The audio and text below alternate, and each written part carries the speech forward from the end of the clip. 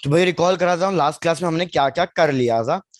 Mainly मैंने आपको optical instrument पढ़ाया था, सिंपल माइक्रोस्कोप, और मैंने बताया था कि हमारा जो भी ऑप्टिकल इंस्ट्रूमेंट है वो किसके ऊपर बेस्ड है। वो बेस्ड है एंगुलर मैग्निफिकेशन, या फिर इसको हम कहेंगे मैग्नीफाइंग पावर। तो मेरे को रिकॉल कराओ व्हाट इज मैग्नीफाइंग पावर और इसका फॉर्मूला क्या होता है। तो यार मैंने आपको बताया था एंगुलर मैग्निफिकेशन या मैग्नीफाइंग पावर का मतलब क्या है, कि हम चेक करेंगे कि किसी भी ऑब्जेक्ट ने और इमेज ने आईज पे कितना एंगल बना रही है। लेकिन अगर हम अलग अलग डिस्टेंस पे चेक करेंगे ये एंगल, तो इस केस में चाहे इमेज इनलार्ज ही क्यों ना हो, वो हमें डिमिनिश या कुछ और साइज की दिखाई देगी। तो एक्चुअल मैग्निफिकेशन चेक करने के लिए हम क्या करेंगे, ऑब्जेक्ट और इमेज को दोनों को सेम प्लेस पे रखेंगे। याद दिला देता हूं, हमने कुछ बस इस तरीके का किया था कि भैया ऑब्जेक्ट को और इमेज को दोनों को सेम जगह पे रखेंगे, और हम चेक करेंगे कि ऑब्जेक्ट और इमेज कितना कितना एंगल बना रही है हमारी आईज पे। तो अगर मैं एंगल को चेक करूं तो जो भी एंगल ऑब्जेक्ट बना रहा है इसको हम किससे इंडिकेट करेंगे, अल्फा से। अल्फा। और जो भी एंगल इमेज बना रही है उसको हम इंडिकेट करेंगे बीटा से। तो हमारे पास एंगुलर मैग्निफिकेशन का फॉर्मूला क्या था, tan beta very by good, alpha. tan beta by tan alpha. ऊपर से फिर मैंने आपको बताया था कि जो ये डिस्टेंस होना चाहिए जहां पे आप ऑब्जेक्ट और इमेज को साथ में रख रहे हो, ये डिस्टेंस हमारे दो पॉसिबल वैल्यूज रखते हैं। एक, कि या तो हम इसको नियर पॉइंट लेंगे, नियर पॉइंट मतलब डी, और इसकी वैल्यू है बाय डिफॉल्ट 25 सेंटीमीटर। क्वेश्चन में अगर गिवन होगी तो 25 या 20 जो भी गिवन होगी, नहीं तो 25। और दूसरा पॉइंट कौन सा पॉइंट था, इन्फिनिटी। इन्फिनिटी, जिसको हम कह रहे हैं फार पॉइंट। फार पॉइंट के लिए हमारा ऑब्जेक्ट कहां पे प्लेस्ड होना चाहिए, ऑब्जेक्ट हमारा प्लेस्ड होना चाहिए एट फोकस। चेक करो, बस यहां तक हमने कर लिया था और सिंपल माइक्रोस्कोप पढ़ लिया था। सिंपल माइक्रोस्कोप के फॉर्मूले फॉर्मूले देख लो बस। कॉन्सेप्ट तो अभी फिर से रिपीट ही हो जाएगा, क्योंकि अब हम कंपाउंड माइक्रोस्कोप पढ़ेंगे। सिंपल माइक्रोस्कोप में मैग्निफिकेशन के दो फॉर्मूले पढ़े थे। एक पढ़ा था ऑब्जेक्ट डिस्टेंस के टर्म्स में, बताओ कितना आया था। D upon you E. Very good, क्या बात है यार, थोड़ा कॉन्फिडेंस से, और बाकी लोग भी बोल दो।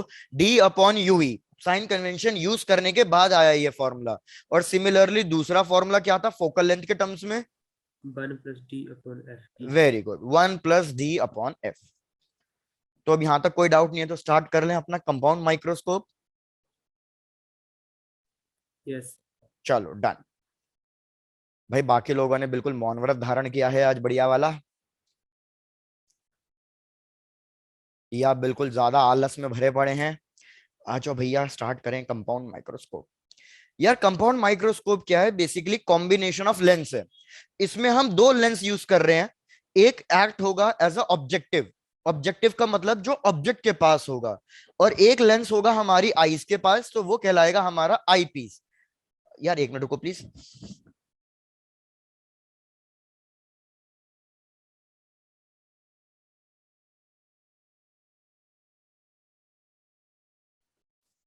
डन। यार स्कूल लैब में आप सबने यूज करा भी होगा माइक्रोस्कोप। तो दो लेंस होंगे, एक लेंस ये ऑब्जेक्टिव, जो ऑब्जेक्ट के पास रखा होगा, इसलिए इसके ऑप्टिकल सेंटर को हम मार्क कर रहे हैं ओ से, मतलब ऑब्जेक्टिव। सिमिलरली हमारा एक दूसरा लेंस होगा जो आईज के पास होगा, तो ये वाले लेंस का ऑप्टिकल सेंटर हम इंडिकेट कर रहे हैं ई से, तो ये हो जाएगा हमारे पास आई पीस। और इन दोनों के बीच का जो डिस्टेंस है उसको हम इंडिकेट करेंगे एल से। एल क्या होगा, एल बेसिकली हमारा लेंथ ऑफ द ट्यूब होगा, क्योंकि हमारा कंपाउंड माइक्रोस्कोप मतलब एक ट्यूब के फॉर्म में है। तो ओ और ई के बीच में जो भी लेंथ होगी वो हमारी ट्यूब की लेंथ होगी, जाएगा L which is length of the tube. पहले अब चेक करो यहां तक कोई डाउट है। No sir. भैया इसके फोकल लेंथ को लिख लो एफ ओ, इसके फोकल लेंथ को लिख लो एफ ई। अब देखो मैं क्या कर रहा हूं। सबसे पहले केस में भैया हम ऑब्जेक्ट को फोकल लेंथ और सेंटर ऑफ कर्वेचर इन दोनों के बीच में रख रहे हैं। तो मेरे को याद दिलाओ रे डायग्राम के हिसाब से, अगर मैं ऑब्जेक्ट को सेंटर ऑफ कर्वेचर और फोकस के बीच में रखूं तो भाई इमेज कहां मिलती है।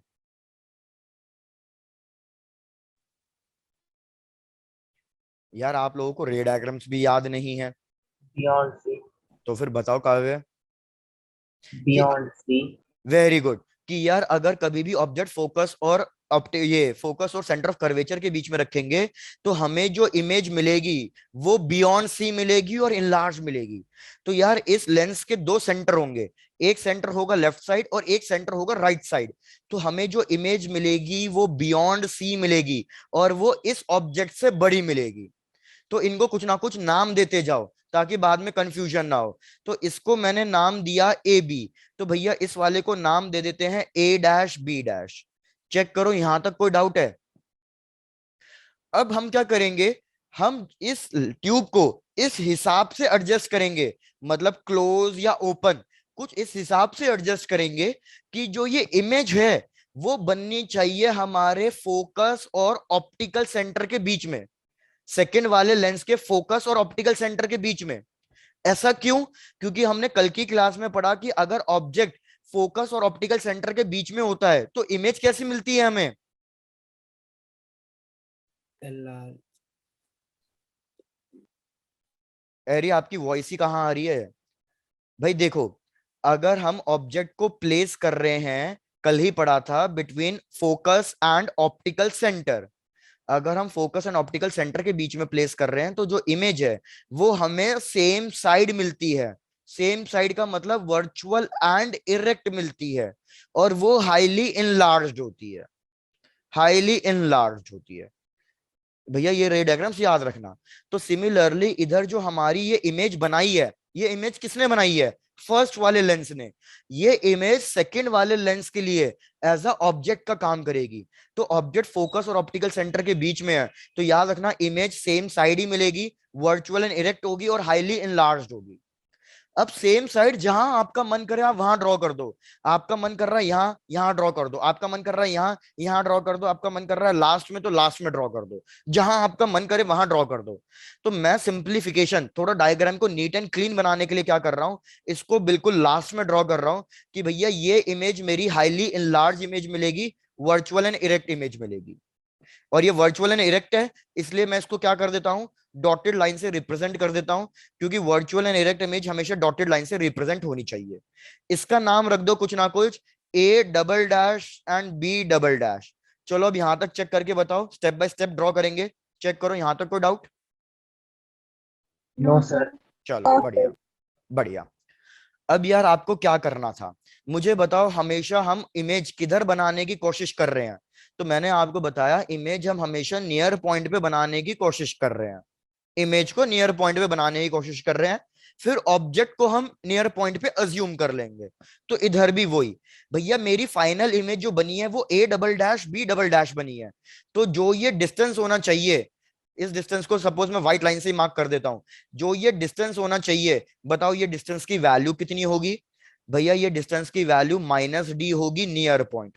प्लीज चेक करो ये वाला स्टेप भी क्लियर है? यस। ये वाला डिस्टेंस क्या होगा? ये वाला डिस्टेंस, भैया ये डिस्टेंस पे हमने ऑब्जेक्ट को रखा है, किसके सामने? ऑब्जेक्टिव के सामने। तो मैं इसको डिनोट करूंगा यूओ से। यूओ मतलब ऑब्जेक्ट डिस्टेंस फॉर ऑब्जेक्टिव। भैया इस वाले डिस्टेंस को चेक करो, ये डिस्टेंस क्या है? ये डिस्टेंस है हमारे पास वीओ। वीओ का मतलब इमेज डिस्टेंस किसके हिसाब से? ऑब्जेक्टिव के हिसाब से। सिमिलरली ये वाला डिस्टेंस देखो, ये वाला डिस्टेंस क्या बनेगा? ये वाला डिस्टेंस बनेगा यूई। यूई का मतलब ऑब्जेक्ट डिस्टेंस किसके रिस्पेक्ट में? आई पीस के रिस्पेक्ट में। अब क्या करना है भैया, इस ऑब्जेक्ट को अज्यूम करना है कि ये नियर पॉइंट पे रखा है। तो ए डैश बी को मैंने यहां पे अज्यूम कर लिया कि भैया ए डैश बी यहां रखा है, मतलब ए बी यहां रखा है कहीं ना कहीं। भैया ध्यान देते जाओ, यहां तक का कॉन्सेप्ट अब चेक कर लो अच्छे से, कोई डाउट है या नहीं? ईशा कोई डाउट है? चलो डन। अब हमारा काम क्या है, लास्ट। भैया लाइन ड्रॉ करनी है और हमें देखना है आई पीस पे कौन कितना एंगल बना रहा है। तो ये मैंने एक लाइन ड्रॉ कर दी, दिस लाइन इज, हेलो मेरा पेन ही टूट गया, बहुत बढ़िया। भैया ये लाइन हमने ड्रॉ कर दी है फ्रॉम ऑब्जेक्ट टू दिस। तो ये एंगल ऑब्जेक्ट ने बनाया है, तो ये एंगल इंडिकेट होगा अल्फा से। तो यहीं पे वैल्यू लिख दो। मेरे को बताओ 10 अल्फा की वैल्यू कितनी लिखूं? बताओ भाई। What is the value of tan alpha? A dash B dash upon भाई tan अल्फा है A B, A B perpendicular upon base. इधर बेस कितना लिखूं भाई मैं? बेस मतलब ये वाला डिस्टेंस, यहां से लेके यहां तक का डिस्टेंस, यहां से लेके यहां तक का डिस्टेंस मैंने कितना लिखा हुआ है आपके लिए? डी। क्या ये चीज समझ में आ रही है आपको?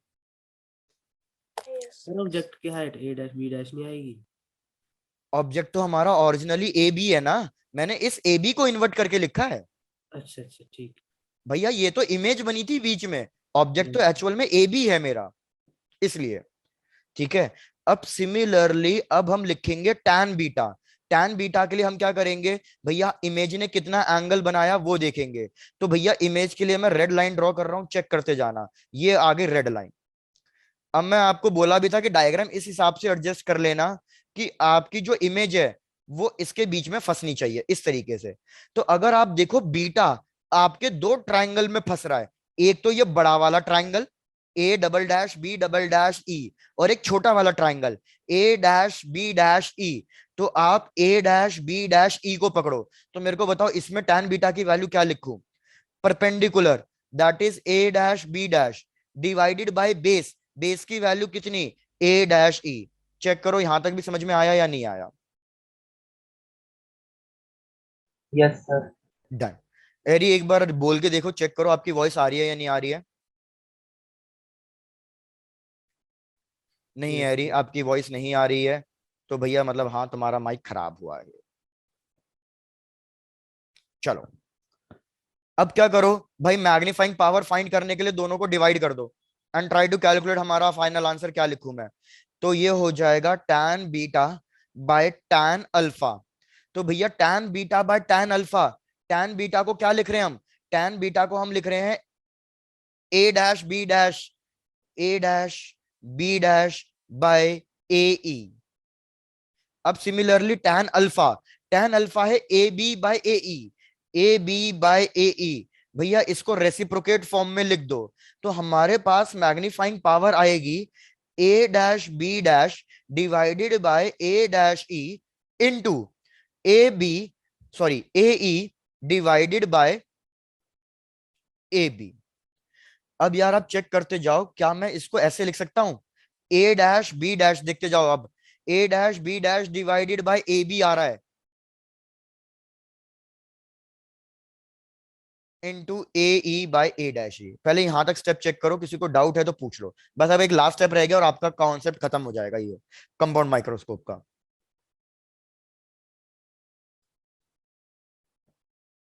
भैया क्या हो गया, कोई रिस्पॉन्ड ही नहीं दे रहा आज की क्लास में, जल्दी बताओ। डन। डन। ए डैश बी डैश क्या है? डायग्राम में ध्यान दो। ए डैश बी डैश हमारी इमेज की हाइट है, और ये इमेज किसने बनाई है? ऑब्जेक्टिव ने। तो आप क्या करो, इस ए डैश बी डैश को लिख दो एच आई, लेकिन ये किसने बनाई है? ऑब्जेक्टिव ने बनाई है। डिवाइडेड बाय ए बी क्या है? ए बी ऑब्जेक्ट है, किसके लिए? ऑब्जेक्टिव के लिए। तो यहां पे लिख दो भैया ये हाइट ऑफ द ऑब्जेक्ट है, किसके लिए? ऑब्जेक्टिव के लिए। चेक कर लो, यहां तक कोई डाउट हो तो पूछ लेना। बचा ए ई। ए ई क्या है?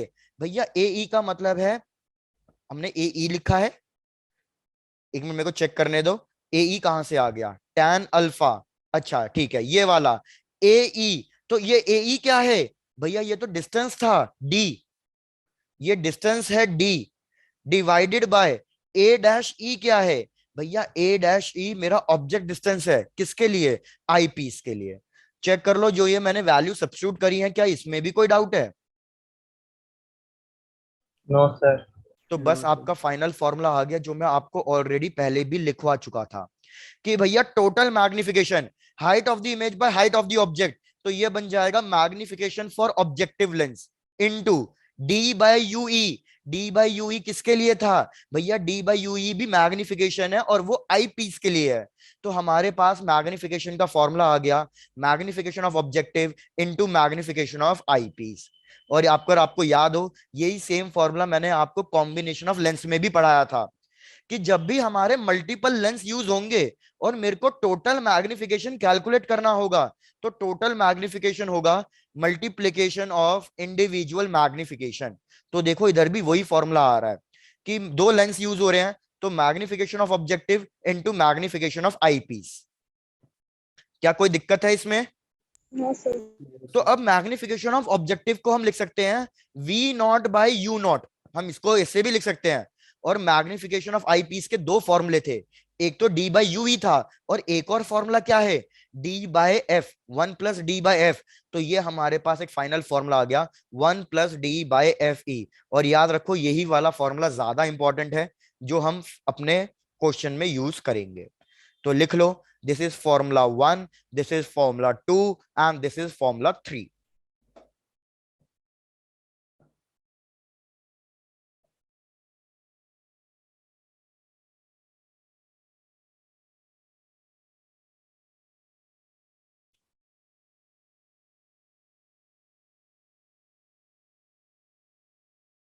Done sir. सर इन सब में साइन कन्वेंशन डालना पड़ेगा? हाँ, सब में साइन कन्वेंशन डालना पड़ेगा, बिल्कुल। वैसे देखो ये सारे फॉर्मूले ना ऑलरेडी साइन कन्वेंशन के साथ ही हैं, तो अगर इनमें तुम साइन कन्वेंशन यूज नहीं भी करोगे ना तो भी कोई दिक्कत नहीं आएगी, आंसर आपका सही ही आएगा।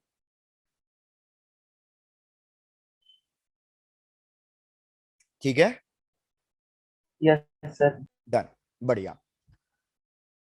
अब यार एक स्पेशल केस भी है। स्पेशल केस क्या है इसमें?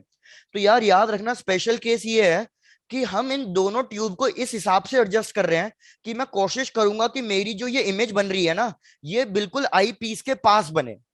तो अगर ये इमेज आई पीस के बिल्कुल पास बनेगी तो उस केस में क्या मैं वी नॉट को लेंथ ऑफ द ट्यूब से इंडिकेट कर सकता हूं? भाई शायद से आपको समझ में ना आया हो, डायग्राम से समझाता हूं। भाई मैंने कहा कि ये हमारा ऑब्जेक्टिव था, मैंने यहाँ पे ऑब्जेक्ट रखा हुआ था, इमेज हमारी कहीं ना कहीं यहां बन रही थी। लेकिन अब मैं इन दोनों की ट्यूब को इस हिसाब से एडजस्ट करूंगा कि मेरी जो ये इमेज है ना, कोशिश करूंगा कि ये आई पीस के बिल्कुल पास बने। तो इस केस में जो ये डिस्टेंस था मेरा वी नॉट, ये वी नॉट को किससे रिप्लेस कर सकते हैं? भाई कह सकता हूं ये वी नॉट को लेंथ ऑफ द ट्यूब से रिप्लेस कर सकते हैं। Yes sir. भाई वेरी गुड। तो इस केस में याद रखो बस मैग्निफिकेशन के फॉर्मूले में चेंजेस क्या बन जाएंगे? भैया मैग्निफिकेशन के फॉर्मूले के में चेंजेस बस ये बन जाएगा, वी नॉट की जगह एल नॉट आ जाएगा, बाकी सारा कुछ सेम है, सब कुछ सेम है, बस वी नॉट की जगह क्या आ जाएगा आपका, एल नॉट आ जाएगा। और इस यू नॉट को हम रिप्लेस कर देंगे फोकल लेंथ से कि भैया ये अप्रोक्सीमेटली फोकल लेंथ के आसपास होना चाहिए, तभी ये होगा कि ये इसके फोकल लेंथ के बिल्कुल पास होगा ना, तब जाके हमारी इमेज और उधर शिफ्ट होगी। तो इस केस में हम वी नॉट को रिप्लेस कर देंगे एल नॉट से और यू नॉट को रिप्लेस कर देंगे एफ नॉट से। लेकिन ये वाला फॉर्मूला आपका बहुत रेयरली ही यूज होगा, और ये तब यूज होगा जब क्वेश्चन आपको क्लियरली कह दे कि भैया इमेज जो हमने बनाई है वो आई पीस के बहुत ज्यादा पास बनाई है, या फिर वो ये कह दे कि भैया एल की वैल्यू is very equivalent to F nought. तो उस केस में आप ये वाला फॉर्मूला यूज कर सकते हो। चेक करो ये भी क्लियर है? Yes sir. Done. Last case, भैया अभी हमने इमेज बनाई है नियर पॉइंट पे, लेकिन अगर मैं इमेज बनाना चाहूं फार पॉइंट पे, तो भैया बस कुछ नहीं होता, मैग्निफिकेशन एक स्टेप रिड्यूस हो जाता है। तो उस केस में हमारे पास मैग्निफिकेशन का फॉर्मूला आएगा V nought by U nought, magnification एक स्टेप से रिड्यूस हो जाएगा, तो हमारे पास बन जाएगा D by F E, D by F E. बस सीधा सीधा कॉन्सेप्ट।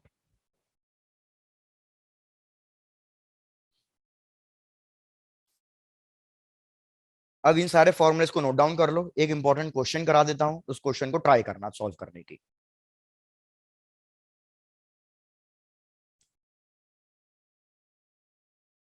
Done sir. डन, चलो आ जाओ भैया क्वेश्चंस पे।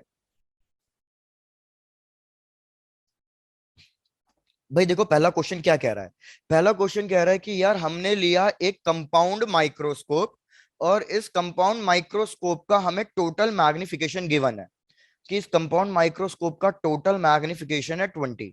भैया चेक करते जाना कौन कौन सी वैल्यूज गिवन है, क्वेश्चन बिल्कुल सिंपल है, बस ऐसे थोड़ा सा मतलब लेंथी हो जाए, बस इतना हो सकता है कि हमें कंपाउंड माइक्रोस्कोप गिवन है और उसका टोटल मैग्निफिकेशन हमें गिवन है 20। और क्वेश्चन ने क्या कहा कि अकेले आई पीस ने मैग्निफिकेशन कितना बनाया हुआ है, +5 बनाया हुआ है। अब क्वेश्चन कह रहा है कि हमें यार डिस्टेंस गिवन है between objective and the eye piece, मतलब length of the tube given है। लेंथ ऑफ द ट्यूब हमें गिवन है 14 सेंटीमीटर। बस यही सारी इंफॉर्मेशन गिवन है और हमें बोला हुआ है डिस्टेंस डी की वैल्यू दैट इज 20 सेंटीमीटर। आपको क्या कैलकुलेट करना है, आपको focal length of objective and focal length of eyepiece calculate करके देना है। भाई एक बार पूरा question repeat. Compound microscope, total magnification 20, आई पीस की अकेले की magnification 5, length of the tube 14 और हमें डिस्टेंस डी की वैल्यू 25 नहीं लेनी, अब की बार लेनी है 20 सेंटीमीटर, क्वेश्चन में गिवन है। इस बेसिस पे बस हमें बताना है एफ ओ और एफ ई की वैल्यू। चलो भाई लगो काम पे, ट्राई टू कैलकुलेट।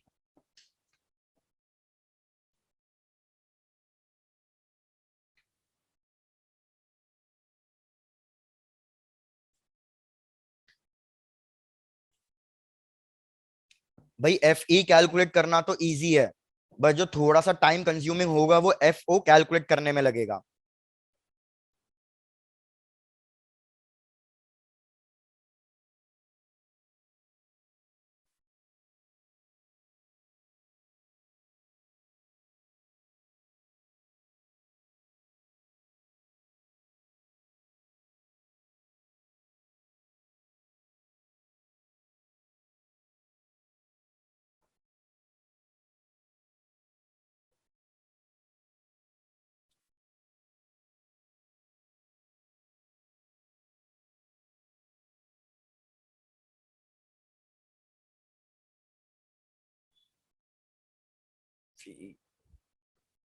काव्य बिल्कुल सही है यार, एफ ई की वैल्यू 5।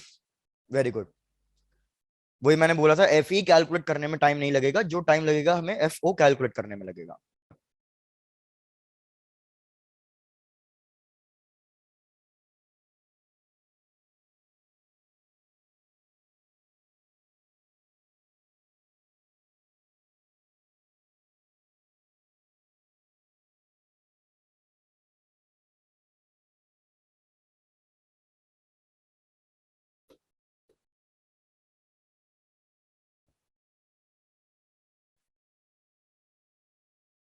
हरी तुम्हारा भी सही है, एफ ई वैल्यू 5।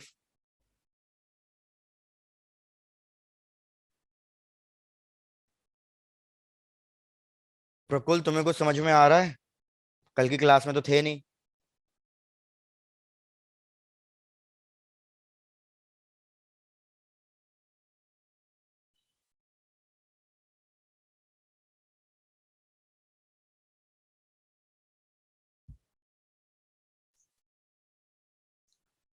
नहीं काव्य, एफ ओ की वैल्यू सही नहीं आ रही।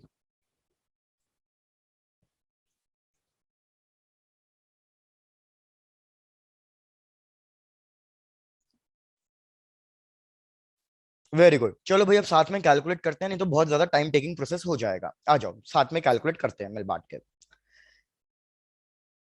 यार हमें पता है टोटल मैग्निफिकेशन, अर्पणा मानसी आपका सही है, टोटल मैग्निफिकेशन का फॉर्मूला होता है M O into M E. तो अगर मेरे को टोटल मैग्निफिकेशन गिवन है 20, एम ओ नहीं पता, एम ई की वैल्यू गिवन है 5, तो एक चीज तो मेरे को पता चल गई कि एम ओ की वैल्यू आएगी 4। इसको अभी फिलहाल साइड में कैलकुलेट करके रख दो, अभी फिलहाल इसका यूज नहीं है। साइड में रख दो कि एम ओ की वैल्यू कितनी आई है, M O magnification by the objective 4 आया है। +4 या -4, +4, क्योंकि हमें सब कुछ इंफॉर्मेशन प्लस में ही गिवन है। नेक्स्ट चीज, अब भैया मैग्निफिकेशन ऑफ आईपीस। भाई मैग्निफिकेशन ऑफ आईपीस के अभी दो फॉर्मूले हमने पढ़ रखे, कौन कौन से फॉर्मूले थे, एक था डी बाई यू ई और एक और फॉर्मूला कौन सा बताया मैंने आपको, 1 + d/fe। तो मेरे को फोकल लेंथ चाहिए एफ ई, तो सेकंड वाला फॉर्मूला यूज कर लो, किस्सा खत्म। तो भैया मेरे पास मैग्निफिकेशन एम ई की वैल्यू कितनी गिवन है, एम ई की वैल्यू मेरे को गिवन है 5 इज इक्वल्स टू 1+, मैंने कहा था इधर साइन कन्वेंशन रखने की जरूरत ही नहीं पड़ेगी, ये सारे फॉर्मूले ऑलरेडी साइन कन्वेंशन रखे ही हैं। डी की वैल्यू कितनी गिवन है 20, तो यार बस इसको सॉल्व करके मेरे को एफ ई की वैल्यू कैलकुलेट करके बता दो। नहीं यार सही नहीं आ रहा। तो यार इसको कैलकुलेट करोगे तो चेक करो ये कितनी आ रही है वैल्यू। 5। Very good. तो यार अगर हम इसको कैलकुलेट करेंगे तो एफ ई की वैल्यू आएगी हमारे पास +5 सेंटीमीटर। प्लीज सब लोग चेक कर लो, कोई डाउट है तो पूछो भाई यहां तक। इस वन को इधर ले गया 4, 4 डिवाइडेड बाय मतलब 20 डिवाइडेड बाय 4 ये आ जाएगा। भाई प्लीज सब लोग यहां तक पहले कंफर्म कर दो, यहां तक सबका कंप्लीट हो गया है तो फिर मैं आगे बढ़ूं। Yes sir. डन, चलो बहुत बढ़िया। अब देखो आपको क्वेश्चन में ना ऑलरेडी बहुत कुछ पता चल चुका है। अब आपको मैग्निफिकेशन पता है, डी की वैल्यू पता है, क्या आप मेरे के लिए यूई की वैल्यू कैलकुलेट करके दे सकते हो? यूई की वैल्यू भी कैलकुलेट करो। तो भैया मैग्निफिकेशन एम ई, वापस हम ये वाला फॉर्मूला यूज कर रहे हैं, M E is equal to D by U E. तो यूई की वैल्यू आएगी D by M E. D की वैल्यू थी 20, एम ई की वैल्यू 5 थी, तो हमारे पास ये वैल्यू कितनी आई? 4 सेंटीमीटर आई। भाई सबका आंसर 3.5 जो आ रहा है वो गलत है। सबका आंसर 3.5 3.4 आ रहा है, वो गलत है, समझो भावनाओं को। अब आप वापस रे डायग्राम पे पहुंच जाओ।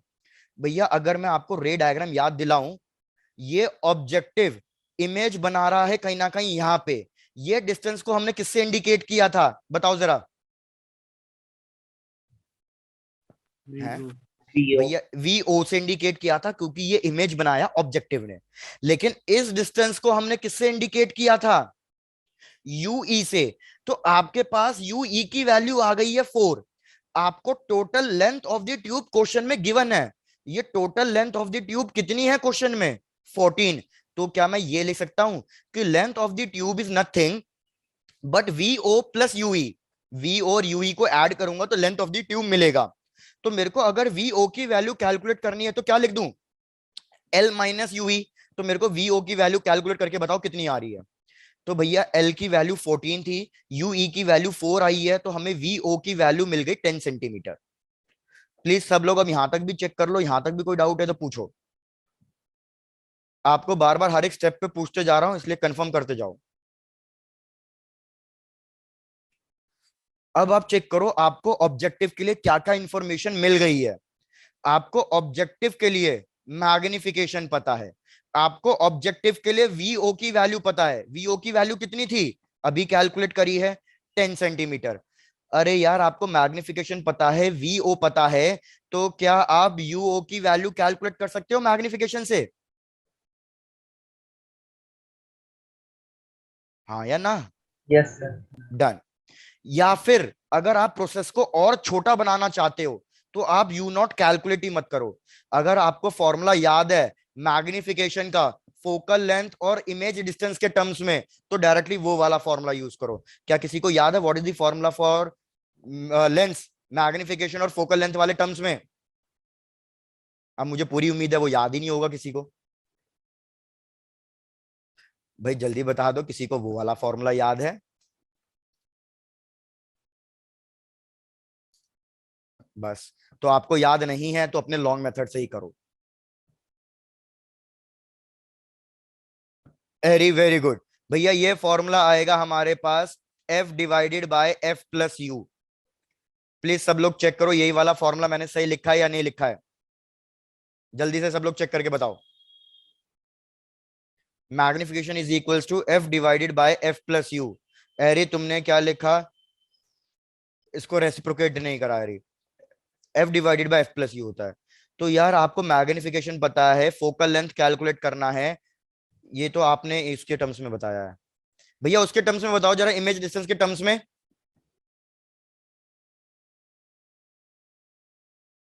किसी को कुछ फॉर्मूले याद नहीं है, मैं ही लिखता हूं। भैया मैग्निफिकेशन का फॉर्मूला ऑब्जेक्ट डिस्टेंस के टर्म्स में F divided by F plus U, और एक दूसरा फॉर्मूला क्या था? F minus V by F. तो यार आपको मैग्निफिकेशन ऑब्जेक्टिव का पता है, वी नॉट पता है, एफ नॉट निकाल के बता दो बस। चलो लगो काम पे। अब चेक करो वैल्यूज मैच हो रही हैं या नहीं हो रही हैं। मैग्निफिकेशन था 4, 4 था yes. V F nought minus V nought की वैल्यू कितनी थी? वी नॉट की वैल्यू हमने कैलकुलेट करी 10 डिवाइडेड बाय एफ नॉट। तो हमारे पास आएगा 4 F nought is equals to F nought minus 10। तो इसको और सॉल्व करो और चेक करो कितना आ रहा है ये।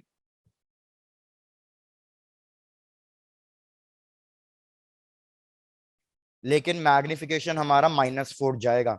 एक चीज याद रखना, क्या कोई बता सकता है मैग्निफिकेशन -4 क्यों जाएगा?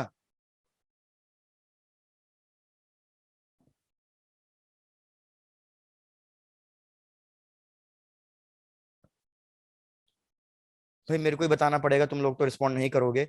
यार इस ऑब्जेक्टिव ने रियल एंड इन्वर्टेड इमेज बनाई थी। इस ऑब्जेक्टिव ने रियल एंड इन्वर्टेड इमेज बनाई थी, तो इसलिए रियल एंड इन्वर्टेड के लिए मैग्निफिकेशन क्या होता है? माइनस में होता है। तो मैग्निफिकेशन को मैं रखूंगा माइनस में। -4 इज इक्वल टू F0। और वे फॉर्मूला मैंने लिख दिया है आपको। ये दोनों फॉर्मूले इसलिए मैं बार बार कह रहा हूं भैया, इन फॉर्मूलेस को मत भूलो। ये आपका बहुत जगह क्वेश्चन को छोटा कर देते हैं, सिंप्लीफाई कर देते हैं। अब आप इसको सॉल्व कर लो। तो मेरे पास आएगा -5F0 इज इक्वल टू -10। तो आपके पास F0 मतलब ऑब्जेक्टिव का फोकल लेंथ मिल गया 2 centimetre, and this is the final answer. चलो क्वेश्चन को खत्म करो, और कोई डाउट है तो पूछो।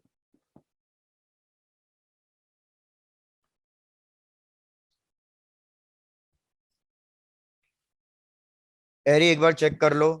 लवप्रीत, काव्य, अर्पणा। सर कहाँ पर साइन कन्वेंशन यूज करेंगे और कहाँ पर नहीं करेंगे? अच्छा ठीक है। यार याद रखो, बस आपके पास जो ये फाइनल फॉर्मूले मैंने लिखे हैं ना, ये वाले, इनमें साइन कन्वेंशन यूज मत करो। क्योंकि ये सारे फॉर्मूले में हमने साइन कन्वेंशन करके ही काम किया है।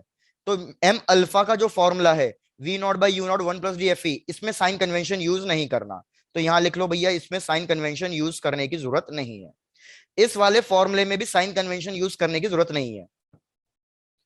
ऑप्टिकल इंस्ट्रूमेंट के जो भी हमने मैग्निफिकेशन वाले फॉर्मूले पढ़े हैं, इसमें फॉर्मूले में साइन कन्वेंशन यूज नहीं करना।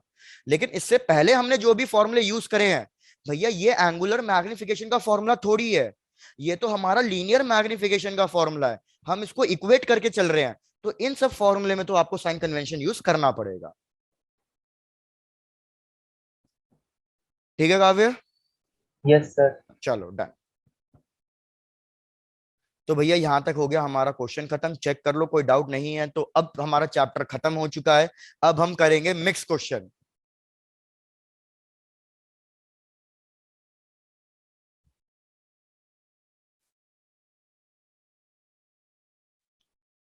सर प्रिज्म नहीं कराएंगे? क्या बोल रहे हो? प्रिज्म। अच्छा प्रिज्म भी पढ़ा दूं? चलो डन, प्रिज्म भी पढ़ लो। वैसे यार प्रिज्म इतना इंपॉर्टेंट नहीं है, फिर भी आप बोल रहे हो तो चलो भैया प्रिज्म भी पढ़ लेते हैं। भैया लिख लो हेडिंग डिस्पर्जन। प्रिज्म वाला पार्ट भी पढ़ लेते हैं भैया, लिख लो हेडिंग डिस्पर्जन। अब यार आपको एक चीज पता होनी चाहिए डिस्पर्जन के लिए। क्या पता होना चाहिए डिस्पर्जन के लिए? What is the relation between refractive index and wavelength? बताओ मेरे को। What is the relation between refractive index and wavelength? नहीं याद होगा। इनवर्स।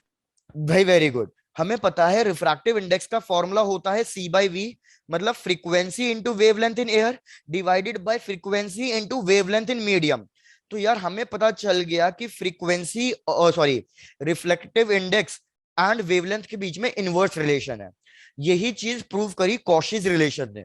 तो हमें कॉशीज रिलेशन नहीं पढ़ना, हमें बस सीधा सीधा यही याद रखना है कि यार रिफ्रैक्टिव इंडेक्स और वेवलेंथ इनवर्सली प्रोपोर्शनल है।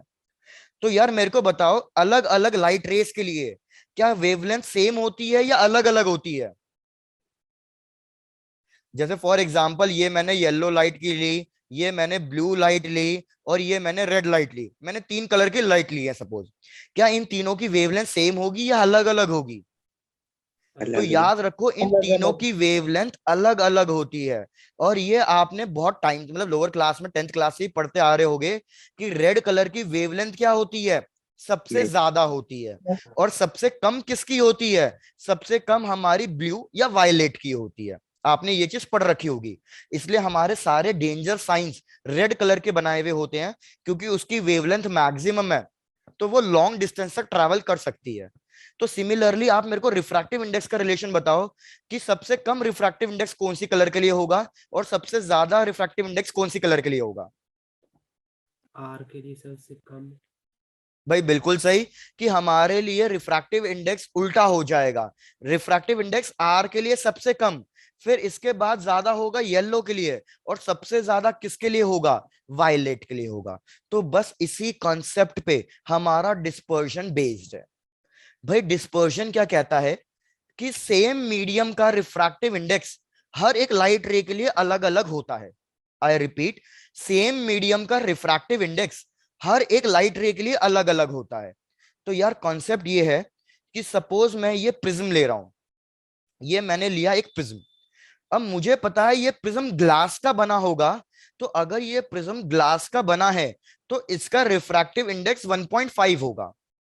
लेकिन जब हम इस प्रिज्म पे व्हाइट लाइट रे फॉल डाउन कराएंगे, तो यार ये व्हाइट लाइट क्या करेगी, ये 7 कलर्स में स्प्लिट हो जाएगी। तो जब ये व्हाइट लाइट 7 कलर्स में स्प्लिट होगी, तो हर एक कलर के लिए रिफ्रैक्टिव इंडेक्स अलग अलग हो जाएगा। किसी कलर के लिए इसका रिफ्रैक्टिव इंडेक्स 1.5 से ज्यादा हो जाएगा, किसी कलर के लिए इसका रिफ्रैक्टिव इंडेक्स 1.5 से कम हो जाएगा। चेक करो, आपको ये वाली बात समझ में आई है जो मैंने बोला? Yes sir. यस कि भैया अलग अलग कलर के लिए अलग अलग रिफ्रैक्टिव इंडेक्स होगा। तो यार अभी आपने खुद ने बताया कि सबसे ज्यादा रिफ्रैक्टिव इंडेक्स किसका होगा, ब्लू का या फिर वायलेट का? सबसे ज्यादा रिफ्रैक्टिव इंडेक्स अगर इसका है, तो याद रखो सबसे ज्यादा बेंडिंग भी इसी की होगी। तो हमारी लाइट रे जब बेंड करेगी, तो हमें सबसे नीचे कौन सा कलर मिलेगा? सबसे नीचे, सबसे ज्यादा बेंडिंग में हमें ब्लू या फिर वायलेट मिलेगा। उसके बाद आपने बताया कि भैया रेड कलर के लिए रिफ्रैक्टिव इंडेक्स सबसे कम है, तो सबसे कम बेंडिंग किसकी होगी? सबसे कम बेंडिंग रेड की होगी। तो हमें सबसे ऊपर कौन सा कलर मिलेगा? हमें सबसे ऊपर रेड कलर मिलेगा। तो इस तरीके से ये लाइट रे स्प्लिट हो जाएगी 7 कलर्स में। हमारी व्हाइट लाइट स्प्लिट हो जाएगी 7 कलर्स में। तो splitting of white light into 7 colours, ये हमारा क्या कहलाएगा? ये फिनोमेनन हमारा कहलाएगा डिस्पर्शन। चेक करो पहले डिस्पर्शन का जो ये बिल्कुल बेसिक कॉन्सेप्ट था, यहां तक चीजें समझ में आ गई आपको? Yes sir. Yes Done. अब हमें क्या करना है, हमें सातों के सातों कलर्स के बारे में नहीं पढ़ना। हमें तो एक जनरल किसी भी एक लाइट रे को पकड़ के हमें देखना है कि वो क्या डेविएट वगैरह किस तरीके से हो रही है। तो आ जाओ मेन डायग्राम पे, जो हमें सॉल्व करना है। हमें ये सब अलग अलग लाइट रेस के लिए नहीं करना। यार मैंने कहा कि ये मेरा प्रिज्म है, मेरे को बताओ क्या हर एक प्रिज्म इसको 7 कलर्स में स्प्लिट कर देगा, या कोई स्पेसिफिक प्रिज्म ही होगा जो 7 कलर्स में स्प्लिट करेगा? स्पेसिफिक रिपीट कर रहा हूं क्वेश्चन। मैंने कहा कि मैंने कोई भी एक प्रिज्म ले लिया, बहुत सारे प्रिज्म है मेरे पास, और मैंने सारे प्रिज्म से व्हाइट लाइट को पास कराया। तो क्या सारे प्रिज्म व्हाइट लाइट को 7 कलर्स में स्प्लिट करेंगे, या कुछ ही प्रिज्म 7 कलर्स में स्प्लिट करेंगे? सभी नहीं, सभी नहीं करते। क्यों? क्योंकि ये हमारा जो डिस्पर्जन है ना, वो इस एंगल पे डिपेंड करता है, और इस एंगल को हम क्या कहते हैं? एंगल ऑफ प्रिज्म कहते हैं। ये उस पे डिपेंड करता है। तो देखो क्या कॉन्सेप्ट है यार। सबसे पहले ये मेरी लाइट है, वो प्रिज्म के फर्स्ट सरफेस पे फॉल डाउन कर रही है, इसको नाम दे दो फर्स्ट सरफेस। ड्रॉ कर दिया मैंने नॉर्मल।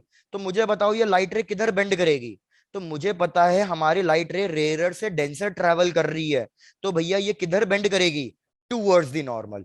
तो लाइट रे ने बेंड कर दिया हल्का सा टूवर्ड्स द नॉर्मल। ये लो भैया, बेंड कर दिया टूवर्ड्स द नॉर्मल। तो ये वाला एंगल क्या होगा हमारा? ये वाला एंगल होगा हमारा एंगल आई। एंगल आई, एंगल आई का मतलब क्या है? Angle of incidence for the first surface. और ये वाला एंगल क्या होगा? ये वाला एंगल होगा angle of refraction for the first surface. तो इसको मैं इंडिकेट कर रहा हूं R1 से। तो अगर आपको डाउट ना हो तो आप साइड में लिखते रहना कि भैया आई क्या है? एंगल ऑफ इंसिडेंस है। कौन से सरफेस के लिए? सरफेस 1 के लिए। सिमिलरली R1 क्या है? R1 एंगल ऑफ रिफ्रैक्शन है। किसके लिए? फर्स्ट सरफेस के लिए। क्या किसी को इसमें डाउट है? No done. अब भैया ये लाइट रे सेकेंड सरफेस पे डाउन कर गई, तो फिर से नॉर्मल को ड्रॉ कर दो। अब ये लाइट रे ट्रैवल कर रही है डेंसर से रेयर। तो अगर ये लाइट रे डेंसर से रेयर ट्रैवल कर रही है, तो अब ये किधर बेंड करेगी? Away from the normal. तो ये लाइट रे को मैंने ड्रॉ कर दिया अवे फ्रॉम द नॉर्मल। इस फाइनल रे को हम कहते हैं इमर्जेंट रे, इमर्जेंट रे, और ये हो गई हमारी इंसिडेंट रे। अब इस वाले एंगल को, ये वाला एंगल हमारा क्या बनेगा, ये वाला एंगल बनेगा angle of incidence for the second surface, लेकिन हम इसको डिनोट करेंगे R2 से। तो आपको कंफ्यूज नहीं होना है, R2 क्या है, एंगल ऑफ रिफ्रैक्शन नहीं है, R2 है एंगल ऑफ इंसिडेंस, लेकिन कौन से सरफेस के लिए, भैया ये सरफेस 2 के लिए है। और इस वाले एंगल को, इस लास्ट वाले एंगल को हम इंडिकेट करेंगे आई डैश से। तो आई डैश क्या कौन सा एंगल है, तो भैया I dash angle of refraction है सेकेंड सरफेस के लिए। प्लीज सब लोग अब यहां तक चेक करो, किसी को कोई डाउट है तो पूछो पहले यहां तक।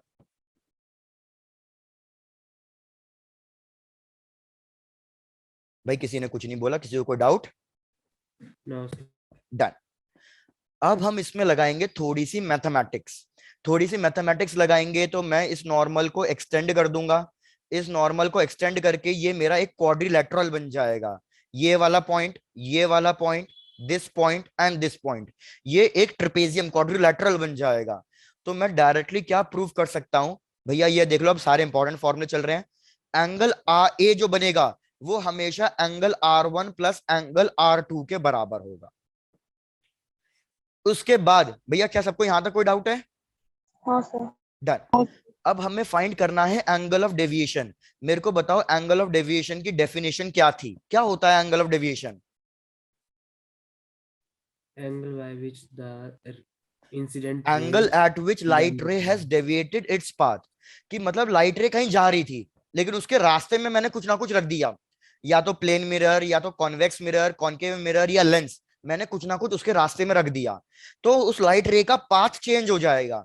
तो कितने एंगल से उसका पाथ चेंज हुआ है वो हमारा कहला।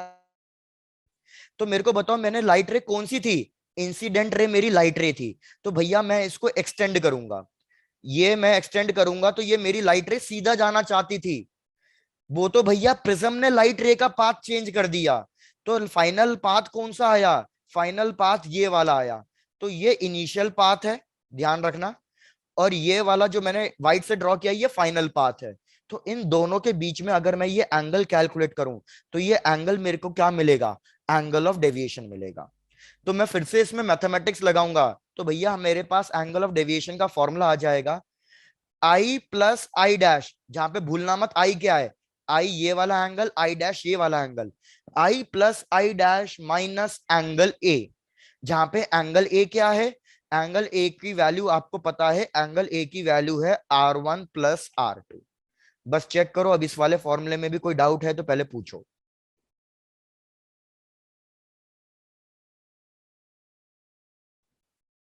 No, sir. डन। तो अगर आपको कोई डाउट नहीं है तो सबसे पहले आपका काम क्या है, क्या मैं पूछ रहा हूं आपसे कि भैया आप ये बताओ एंगल ऑफ डेविएशन किस किस फैक्टर्स पे डिपेंड कर रहा है, और डायरेक्टली प्रोपोर्शनल होगा या इनवर्सली प्रोपोर्शनल होगा, ये सब चीजें बताओ कि हमारा जो एंगल ऑफ डेविएशन है वो किस किस फैक्टर्स पे डिपेंड कर रहा है। चलो एक एक करके डिस्कस करके बताओ, एंगल ऑफ डेविएशन किस किस फैक्टर्स पे डिपेंड करेगा। Angle of prism. Very good, वो सबसे पहले डिपेंड करेगा एंगल ऑफ इंसिडेंस पे। भाई बिल्कुल सही। डायरेक्टली प्रोपोर्शनल या इनवर्सली प्रोपोर्शनल? Directly. तो भैया इसके बारे में थोड़ी देर में चर्चा करेंगे, याद रखना। आ जाओ सेकंड पॉइंट, और कोई फैक्टर बताओ भाई थोड़ा जल्दी। वेरी गुड हेमंत, आपका भी सही है। भैया सेकंड फैक्टर ये डिपेंड करेगा एंगल ऑफ प्रिज्म पे, एंगल ऑफ प्रिज्म दिख रहा है ना फॉर्मूले में। और फैक्टर बताओ भाई, क्या मैं लिख सकता हूं refractive index of medium? Yes, sir. क्योंकि यार जैसे जैसे रिफ्रैक्टिव इंडेक्स मीडियम का चेंज होगा, प्रिज्म का चेंज होगा, बेंडिंग उस हिसाब से अलग अलग होगी, और जिस हिसाब से बेंडिंग अलग अलग होगी तो एंगल ऑफ डेविएशन भी अलग अलग आएगा। Fourth, wavelength of the light, क्योंकि जैसे जैसे वेवलेंथ चेंज होगी रिफ्रैक्टिव इंडेक्स चेंज होगा, रिफ्रैक्टिव इंडेक्स चेंज होगा तो बेंडिंग अलग अलग होगी, तो हमारा एंगल ऑफ डेविएशन भी अलग अलग आएगा। चेक कर लो ये चारों फैक्टर्स में कोई डाउट है? Angle of incidence, angle of prism, refractive index and wavelength. No. चलो डन। अब इसमें इंपॉर्टेंट टॉपिक है एंगल ऑफ इंसिडेंस। तो क्वेश्चन इस पे आया हुआ है कि यार एंगल ऑफ इंसिडेंस पे ये डायरेक्टली प्रोपोर्शनल है या इनवर्सली प्रोपोर्शनल है। भाई वेरी गुड। तो यार आपके स्कूल में ये एक्टिविटी कराई भी होगी, प्रैक्टिकल्स हुए हैं आपके, इसमें ये कराया भी होगा कि यार हमें एक ग्राफ प्लॉट करना होता है between angle of deviation and angle of incidence, कि इस साइड हम एंगल ऑफ इंसिडेंस लेते हैं और इस साइड हम एंगल ऑफ डेविएशन लेते हैं। तो हमें दिखेगा कि हमारे पास ये ग्राफ कुछ ना कुछ इस टाइप का यू शेप स्ट्रक्चर बनता है। यू शेप स्ट्रक्चर से क्या पता चला कि इनिशियली पहले जैसे जैसे एंगल ऑफ इंसिडेंस बढ़ रहा है वैसे वैसे एंगल ऑफ डेविएशन के साथ क्या हो रहा है, डिक्रीज हो रहा है। तो इनिशियली हमारा एंगल आई और एंगल ऑफ डेविएशन के बीच में कैसा रिलेशन होगा, इनवर्स रिलेशन होगा। यहां लिख रहा हूं इनिशियली, भैया स्टार्टिंग में कैसा होगा, स्टार्टिंग में एंगल ऑफ डेविएशन और angle of incidence inversely proportional होंगे। लेकिन अब क्या होगा, जैसे जैसे हम एंगल ऑफ इंसिडेंस इंक्रीज करते जाएंगे भैया एक पर्टिकुलर एंगल ऐसा आ जाएगा, एक पर्टिकुलर एंगल ऐसा आ जाएगा जिसपे आपको डेविएशन मिनिमम मिलेगी, मिनिमम। तो ये हमारा कहलाएगा एंगल ऑफ मिनिमम डेविएशन। तो अगर आप एक चीज नोटिस करो कि एंगल ऑफ मिनिमम डेविएशन पे कितने एंगल ऑफ इंसिडेंस आ रहे हैं,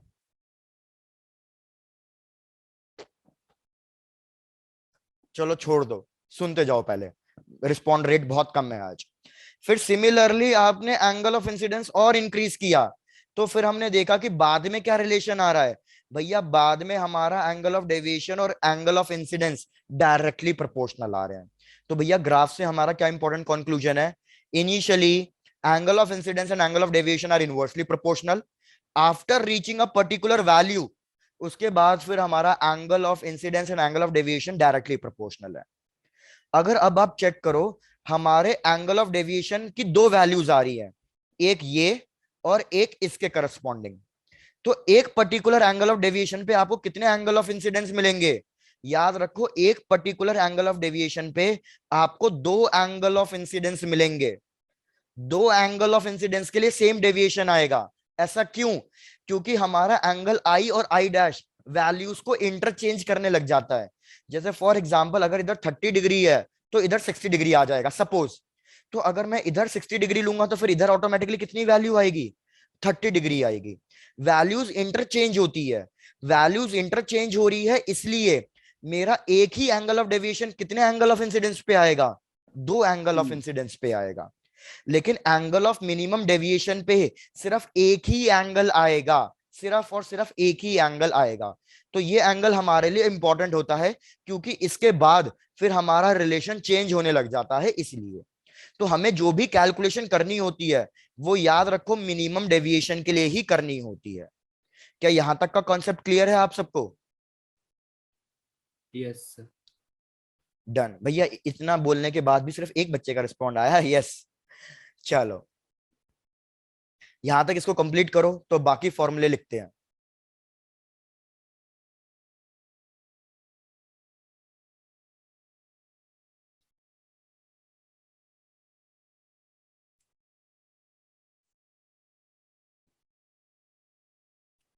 चलो भाई बढ़ते हैं। तो याद रखो अब हमें क्या फाइंड करना है, हमें एंगल ऑफ मिनिमम डेविएशन के लिए चीजें कैलकुलेट करनी है। तो यहां लिख रहा हूं for minimum angle of deviation, for angle of minimum deviation. याद रखो एंगल ऑफ मिनिमम डेविएशन तभी होगा जब हमारा एंगल R1 और एंगल R2 एग्जैक्टली इक्वल होंगे। आई रिपीट, डायग्राम पे जाओ भैया, हमारा एंगल ऑफ मिनिमम डेविएशन तभी होगा जब ये वाली लाइट रे और जो ये बेस ऑफ द प्रिज्म है ये दोनों एग्जैक्टली इक्वल होंगे, मतलब पैरेलल होंगे। तो उस केस में R1 R2 इक्वल आएगा और साथ की साथ हमारा एंगल आई और आई डैश ये दोनों एंगल्स भी इक्वल आएंगे। तो एक बार लास्ट बार repeat, angle of minimum deviation में R1 और R2 दोनों इक्वल, आई और आई डैश ये भी दोनों इक्वल। तो एंगल ए की वैल्यू होती है R1 प्लस R2। तो क्या मैं इधर लिख सकता हूं एंगल ए बन जाएगा 2R, तो R की वैल्यू क्या मैं a/2 लिख सकता हूं। अब भैया क्या करो, स्नेल्स लॉ लगा दो फर्स्ट सरफेस के लिए। यार क्या डेरिवेशन हमें करके दिखानी है, डेरिवेशन अब एग्जाम में थोड़ी आ रही है, डायरेक्टली फॉर्मूला लिख दूं। Yes, sir. Yes, sir. जब हम स्नेल्स लॉ लगाएंगे तो डायरेक्टली हमारे पास क्या फॉर्मूला आएगा, mu equals to sine of A plus del M by two, ये हमारे एंगल ऑफ इंसिडेंस की वैल्यू लिखी है मैंने ऊपर, divided by angle of refraction, angle of refraction की वैल्यू हमने अभी बताई कितनी है, ए बाई टू। तो बस हमें ये फॉर्मूला यूज करना है जब भी क्वेश्चन में बोला जाए angle of minimum deviation. Check करो यहां तक भी कोई डाउट है तो पूछो। आपने ये फॉर्मूले बाकी ऑलरेडी स्कूल एग्जाम में पढ़ ही रखे होंगे बोर्ड एग्जाम्स के लिए, तो इसमें कोई डाउट नहीं होना चाहिए। अब लेकिन इसमें एक और स्पेशल केस ले लेंगे हम। एक और स्पेशल केस क्या होगा, क्वेश्चन में ये बोला जाएगा थिन प्रिज्म्स। थिन प्रिज्म्स का मतलब क्या होता है कि हमारे जो भी एंगल अब बनेंगे वो सारे के सारे छोटे होंगे। अगर सारे के सारे एंगल्स छोटे हैं तो भैया आप तो मैथ्स वाले स्टूडेंट हो, आपको पता होगा कि हमारा साइन थीटा किस में कन्वर्ट होता है, थीटा में कन्वर्ट हो जाता है। तो थिन प्रिज्म्स के लिए आपका बस ये थोड़ा सा फॉर्मूला चेंज हो जाएगा, हमारा ये फॉर्मूला साइन की जगह कट जाएगा, तो हमारे पास फाइनल फॉर्मूला आएगा angle of deviation is equals to mu minus 1 into A. तो आपको दोनों फॉर्मूले याद रखने हैं, मिनिमम डेविएशन वाला भी और एक थिन प्रिज्म्स वाला भी। क्वेश्चन में थिन प्रिज्म्स या तो स्पेसिफिकली बोला जाएगा या क्वेश्चन में ये बोला जाएगा कि जो भी एंगल्स मिल रहे हैं वो बहुत छोटे एंगल्स मिल रहे हैं, तो समझ जाना कि हम थिन प्रिज्म्स की बात कर रहे हैं। Done, sir. डन, चलो भैया बहुत बढ़िया। तो इसके बेसिस पे एक क्वेश्चन करते हैं, try to solve that question, ठीक है? Yes, sir. चलो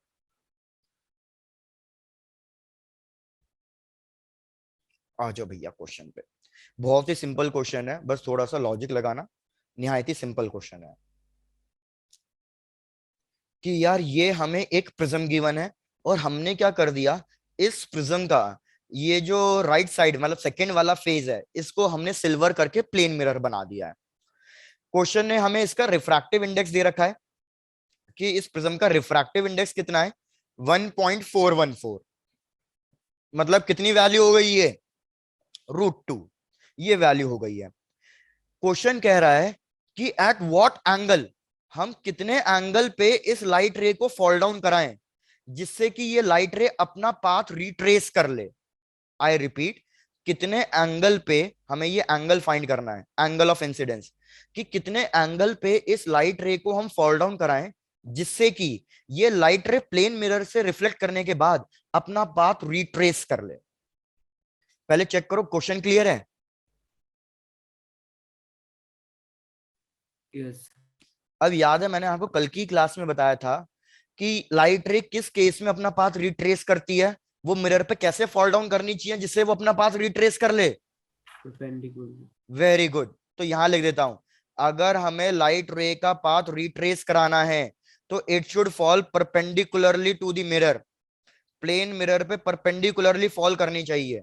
तो मैंने आपको हिंट दे दिया जो हिंट देना था, try to solve it, try to calculate the angle of incidence.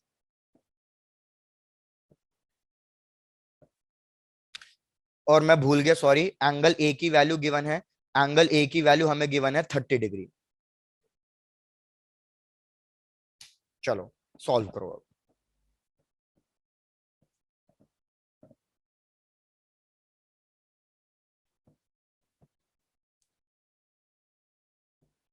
Hint मैंने ऑलरेडी दे दिया कि भैया अगर लाइट रे को अपना पाथ रिट्रेस कराना है तो मिरर पे परपेंडिकुलरली फॉल करना पड़ेगा।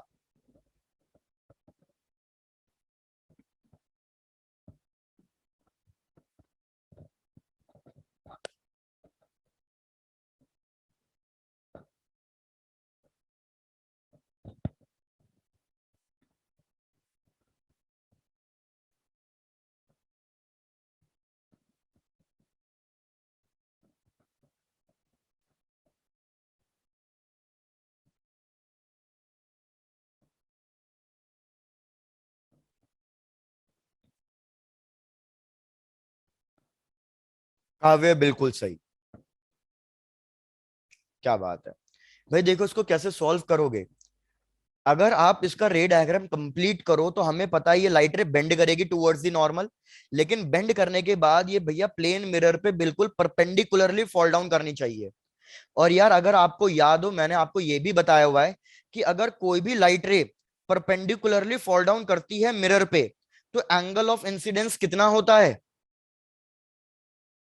भाई, जल्दी बताओ। अगर कोई भी लाइट रे मिरर पे परपेंडिकुलरली फॉल डाउन कर रही है तो एंगल ऑफ इंसिडेंस कितना होता है? 0। Very good, angle of incidence 0 होता है। तो इधर जो मेरा एंगल ऑफ इंसिडेंस होता है सेकंड सरफेस के लिए, उसको हम किससे इंडिकेट करते हैं? देखो मैंने लिखा हुआ है angle of incidence for the surface 2, इसको हम R2 से डिनोट करते हैं। तो मतलब मेरे को एक तरीके से R2 की वैल्यू गिवन है। तो देखो यहां सॉल्व कर रहा हूं, चेक करते जाना कि भैया मेरे को R2 की वैल्यू पता चल गई। R2 की वैल्यू है 0 डिग्री। अगर R2 की वैल्यू 0 है और मेरे को एंगल ए पता है कि एंगल ए 30 है, तो क्या मैं एंगल R1 की वैल्यू कैलकुलेट कर सकता हूं कि एंगल R1 कितना आएगा? तो हमें पता है एंगल ए होता है R1 प्लस R2। R2 0 है, तो हमारी एंगल R1 की वैल्यू कितनी हो गई? 30 डिग्री हो गई। 30 डिग्री। भैया हमें ये वाला मीडियम एयर बोला हुआ है, तो अब बस कुछ नहीं करना, स्नेल्स लॉ लगाना है। वेरी गुड, अब लोगों के आंसर सही आ रहे हैं। तो भैया अकॉर्डिंग टू स्नेल्स लॉ मैं लिखूंगा sine I divided by sine R1। ऊपर किसका रिफ्रैक्टिव इंडेक्स होना चाहिए, प्रिज्म का या फिर एयर का? प्रिज्म। प्रिज्म का, क्योंकि रिफ्रैक्शन उसमें हुआ है। Divided by refractive index of air. आपको पता है रिफ्रैक्टिव इंडेक्स ऑफ एयर कितना होता है भैया? Refractive index of 1। Air 1। Refractive index of prism हमें गिवन है 2। एयर का refractive index 1 into sine R. Sine R कितना है भैया? साइन आर 30 डिग्री है। साइन 30 डिग्री की वैल्यू कितनी? हाफ। तो भैया इसमें हाफ मल्टीप्लाई करोगे तो ये कितना बचेगा? ये बचेगा sine I is equals to 1/√2। तो कौन से एंगल पे वैल्यू 1/√2 आती है? 45 डिग्री पे। तो ये हो गया हमारा फाइनल खत्म कि भैया angle of incidence is equals to 45 degree.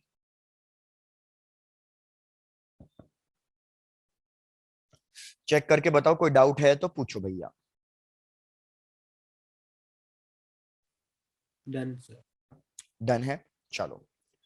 तो एक लास्ट क्वेश्चन और आज की कहानी खत्म। लास्ट क्वेश्चन लो, ये भी निहायत ही सिंपल क्वेश्चन ही है। क्वेश्चन कह रहा है कि यार हमारे पास एक प्रिज्म है और ये प्रिज्म थिन प्रिज्म है। क्वेश्चन ने ये पहले से ही बोला हुआ है कि हमारे पास एक प्रिज्म है and that is thin prism.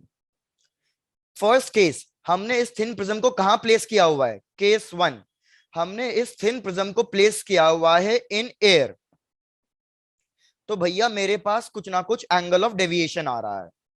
When I have placed this prism in air, हमारे पास कुछ ना कुछ एंगल ऑफ डेविएशन आ रहा है, del1।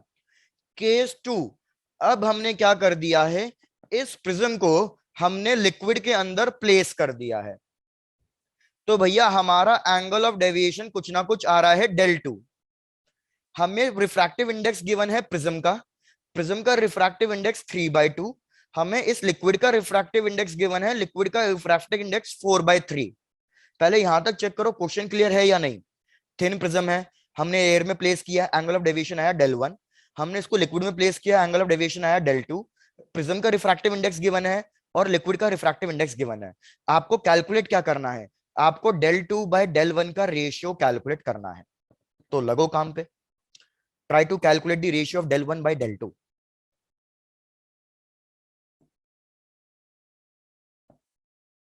देखते हैं कौन कितना सही तरीके से कैलकुलेट कर लेता है।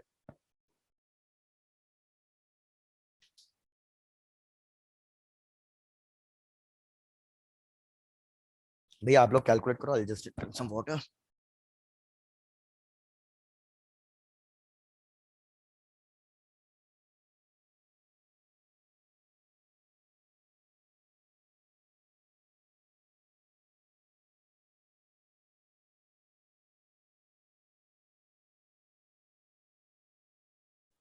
एरी एंगल ए गिवन नहीं है, एंगल ए की इसमें जरूरत भी नहीं है अगर आप देखो तो, क्योंकि जब आप रेशियो लोगे एरी तो एंगल ए आपका कट जाएगा।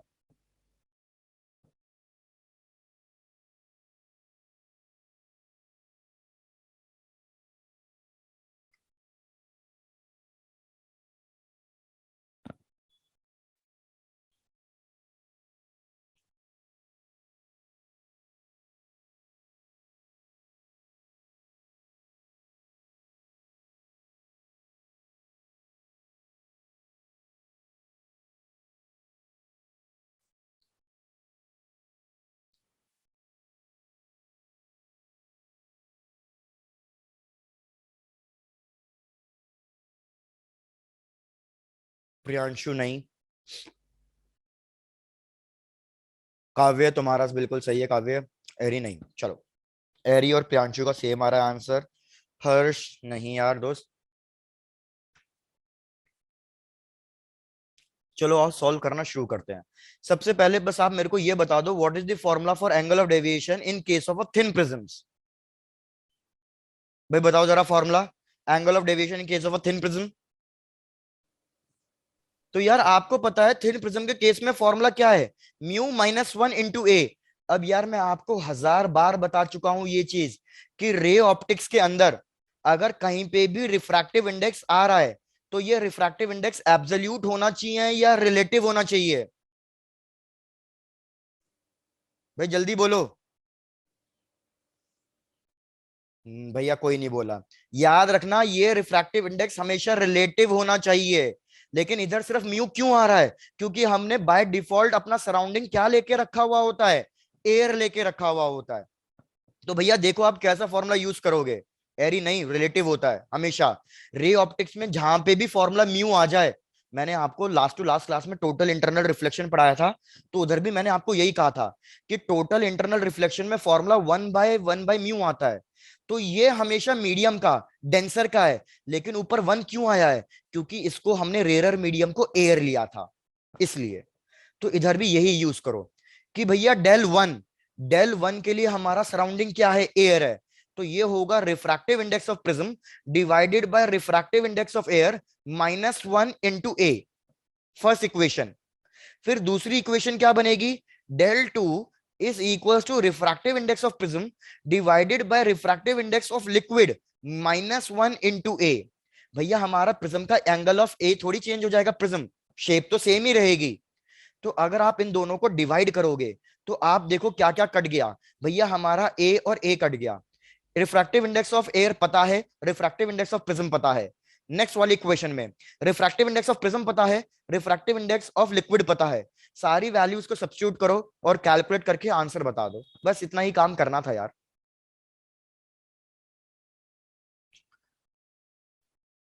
क्या आप कैलकुलेशन तो रख दोगे, del1 मैं बस वैल्यूज रख रहा हूं, कैलकुलेट आप ही करोगे, मैं नहीं करूंगा। del1 आ रहा है 3/2 -1, 3/2 -1 का मतलब कितना हो गया, ये हाफ हो गया, हाफ। वेरस del2 हमारा आ रहा है 3/2 एंड इंटू 4/3, तो ये हो गया 4/3 -1, तो ये वैल्यू कितनी आएगी 9/8 -1। तो क्या इसको लिख सकता हूं 1/8, भैया चेक करते जाना, सॉल्व कर रहा हूं मैं। तो हमें फाइंड करना था del2/del1, तो मतलब 1/8 एंड इंटू 1/2, तो ये हो गया। लो मैंने फाइनल आंसर कैलकुलेट ही कर दिया, कुछ करना ही नहीं पड़ा आपको। तो फाइनल आंसर कितना आ रहा है भैया, फाइनल आंसर आ रहा है 1:4।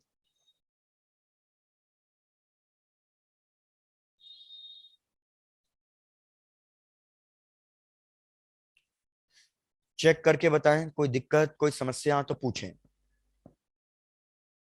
No sir. Okay done. Done sir. तो यार अब इस टाइप के क्वेश्चन हो जाएंगे आपके प्रिज्म्स वगैरह से। प्रिज्म से अभी एक टॉपिक और रिलेट है हमारा, that is angular dispersion and dispersive power. उसके अंदर बस हम ये चेक करेंगे कि यार हमारी जो रेड लाइट है और जो ब्लू लाइट है, दोनों का एंगल ऑफ डेविएशन अलग अलग आएगा। अगर दोनों का एंगल ऑफ डेविएशन अलग अलग आएगा तो उन दोनों के बीच में कुछ ना कुछ डिफरेंस भी होगा।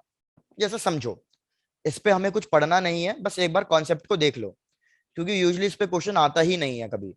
देखो भाई मैंने आपको ऑलरेडी बता दिया था कि अगर मैं ये व्हाइट लाइट ले रहा हूं तो ये अलग अलग बेंडिंग करेगी। सबसे नीचे कौन सा कलर होगा, वायलेट, और सबसे ऊपर कौन सा कलर होगा, रेड। तो मुझे बताओ क्या दोनों का एंगल ऑफ डेविएशन सेम आएगा या अलग अलग आएगा, अलग अलग अलग आएगा। एंगल ऑफ डेविएशन किसका ज्यादा आएगा, जो ज्यादा बेंड हुई है। तो याद रखो वायलेट का एंगल ऑफ डेविएशन ज्यादा आएगा in comparison to the red. क्या भैया ये वाली बात समझ में आ रही है आपको, यस सर। डन। तो अगर इन दोनों का एंगल ऑफ डेविएशन अलग अलग आएगा तो मैं इन दोनों के एंगल ऑफ डेविएशन को सब्ट्रैक्ट कर रहा हूं। तो अगर मैं इन दोनों एंगल ऑफ डेविएशन को सब्ट्रैक्ट कर दूं तो मेरे को क्या मिलेगा, इन दोनों के बीच में कितने एंगल का डिफरेंस है, मेरे को ये मिलेगा कि भैया रेड कलर और वायलेट कलर के बीच में कितने एंगल का डिफरेंस आ रहा है। तो इसलिए हम इसको क्या कहते हैं, इसको हम कहते हैं एंगुलर डिस्पर्जन। चेक करो, आपको ये फॉर्मूला भी क्लियर हुआ? Done sir. डन। एक लास्ट होता है हमारे पास डिस्पर्सिव पावर, कि कोई भी प्रिज्म कितनी कैपेबिलिटी रखता है डिस्पर्शन करने की। तो डिस्पर्सिव पावर को हम डिनोट करते हैं ओमेगा से। भैया बहुत सिंपल फॉर्मूला, क्या फॉर्मूला चलेगा इसका, कि del R minus del V, del R minus del V divided by del of medium, मतलब एक तीसरा कलर, और वो तीसरा कलर हम येलो लेते हैं क्योंकि याद रखना येलो यूजुअली हमारा मीन कलर है। मीन कलर मतलब रेड और ब्लू के बीच वाला कलर है, इसलिए चेक कर लो। अब इन फॉर्मूले में कोई डाउट तो नहीं है? बाकी मैं पहले ही बोल रहा हूं, इस वाले टॉपिक को मत ध्यान देना, जो भी टॉपिक है वो पीछे वाला ही है जो आपके काम का है। सर नेगेटिव आएंगी है, वैल्यू नेगेटिव आएगी? क्यों नेगेटिव क्यों आएगी? आर का कम है एंगल ऑफ डेविएशन और वायलेट का ज्यादा है। अच्छा मैंने उल्टा लिख दिया, मेरी गलती मेरी गलती। अरे यार वो तो भावनाओं को समझ जाओ कि एंगल जिसका ज्यादा होगा उसके केस में सब्स्टिट्यूट करना पड़ेगा। भैया एंगल ऑफ डेविएशन डेल का वायलेट का ज्यादा, रेड का कम, इधर भी वही चीज कर दो, इतना तो ठीक है, लॉजिकल है। बाकी आप खुद सोचो ना, डिस्पर्सिव पावर, किसी भी प्रिज्म की डिस्पर्स करने की कैपेसिटी भैया कम हो सकती है, ज्यादा हो सकती है, नेगेटिव थोड़ी हो सकती है, होगी तो हमेशा पॉजिटिव ही। तो भैया यहां तक हमारा रे ऑप्टिक्स खत्म हो गया है। अब नेक्स्ट क्लास में हम क्या करेंगे, इस रे ऑप्टिक्स से रिलेटेड जितने भी एडवांस वाले क्वेश्चंस होंगे हम सिर्फ वो सॉल्व करेंगे, और उसके बाद फिर हम अपना हीट एंड थर्मोडायनेमिक्स वाला यूनिट शुरू करेंगे। तो आपका पूरा सिलेबस हमारा कवर हो जाएगा। भैया done done done? Yes, sir. Okay Yes, sir. तो भैया मिलेंगे नेक्स्ट क्लास में। टाटा बाय बाय, टेक केयर और एंजॉय।